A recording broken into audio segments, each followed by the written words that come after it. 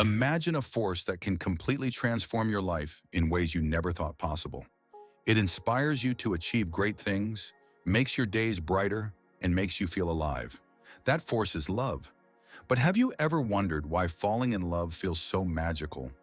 What makes passion so powerful that it can even be overwhelming? You might be surprised to learn that behind all this magic lies chemistry. Yes, the actual chemistry of your brain. In today's video, we'll uncover how the chemistry of passion works, why love can sometimes feel like an addiction, and most importantly, how to harness this incredible power for good. Don't go anywhere.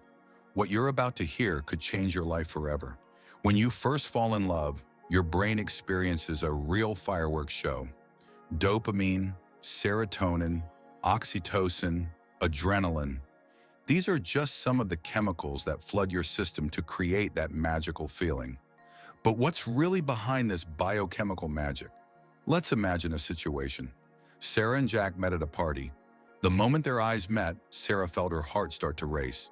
At that moment, her brain released a massive surge of dopamine, the pleasure hormone. Dopamine isn't just the hormone of happiness. It's the substance that drives us to seek out a person over and over again. It's why you can't stop thinking about your crush for days on end. But with this euphoria comes another side, dependency. Jack, on the other hand, felt something special too. But his emotions manifested differently. Adrenaline heightened his sense of excitement, while oxytocin began forming a bond. This unique combination makes us so vulnerable to the intensity of love. Their love story unfolded quickly. Sarah and Jack spent every free moment together, shared their dreams, laughed at each other's jokes, and seemed to feel like the happiest people on earth. But after a few months, Sarah began to notice that her mood increasingly depended on Jack's presence. When he was around, she felt on top of the world. But when he disappeared for hours, she was filled with anxiety.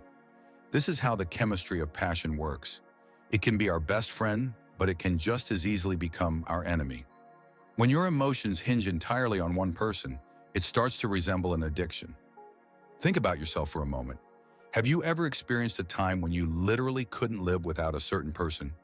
When you checked your phone every minute, hoping for a message from them? This isn't weakness, it's your brain at work. But let's pause for a moment. If you've ever felt this way, don't forget to subscribe to our channel.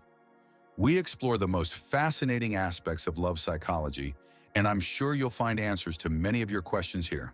Now let's continue. So what should you do if you realize your passion for someone is turning into a painful dependency? The first step is to understand that your feelings are not just emotions, they're your body's reaction to wanting a dose of happiness hormones. Sarah sought help from a psychologist. Together, they worked through her feelings, and she realized that her happiness shouldn't depend entirely on someone else. She was encouraged to focus on herself, find interests and hobbies that brought her joy.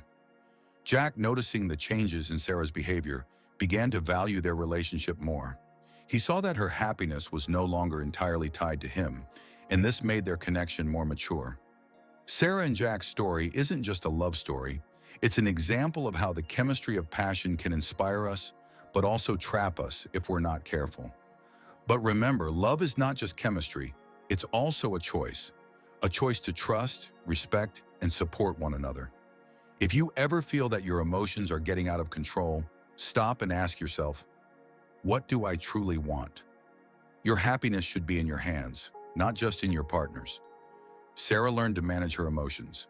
Her story shows us that true love is not only about passion, but also about learning to love yourself. Now ask yourself, how do you see love? Is it an addiction, chemistry, or something more? Share your thoughts in the comments below. Friends, today we've learned that love is not just a feeling, it's also science. Even if it sometimes feels like something beyond explanation, it always has its roots in our brain.